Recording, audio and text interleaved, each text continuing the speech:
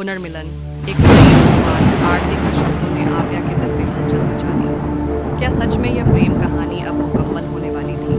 उन्होंने India gate के पास एक बेंच पर बैठकर लंबी बातें की।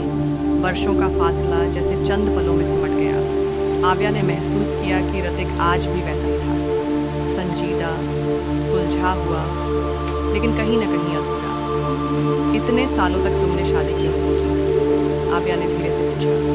ऋतिक मुस्कुराया, लेकिन उसकी आंखों में एक दर्द झलक उठा। शायद मेरे दिल ने किसी और के लिए जगह ही नहीं छोड़ी। आव्या की आंखें नम हो गई। वह जानती थी कि उनका प्यार अधूरा रह गया था, लेकिन क्या वह अब इसे पूरा कर सकती थी?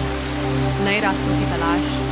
आर्तिक ने आव्या को कैफे चलने का प्रस्ताव दिया और दोनों पास के एक छोटे से बुक कैफे में चले गए। वहाँ की शांति और किताबों की खुशबू ने माहौल को और भावुक बना दिया। क्या तुम अब भी लिखती हो? ऋतिक ने पूछा। हाँ, लेकिन अब कहानियाँ खुशहाल नहीं होती, आव्या ने हल्के से हंसते हुए कहा। तो फिर हमें तुम्हारी कहानियों को एक नई शुरुआत देनी है, आर्तिक ने मुस्कुराते हुए कहा। इस बार हम अपनी कहानी खुद लिखेंगे, बिना किसी अधूरे पन्ने के। प्यार का दूसरा मौका समय बीतता गया। आव्या और ऋतिक की मुलाकातें बढ़ने लगी।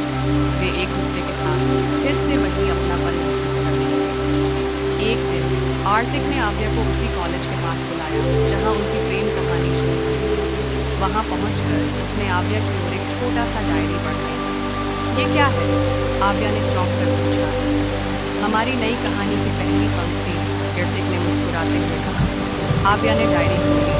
उसमें लिखा था, कुछ प्रेम कहानियाँ कभी खत्म नहीं होती, वे बस एक सही मोड़ का इंतजार करते हैं। आव्या ने ऋतिक की ओर देखा। उसकी आंखों में वही सच्चाई और वादा था। इस बार वे अपने अधूरे प्रेम को मुकम्मल करने के लिए तैयार थे।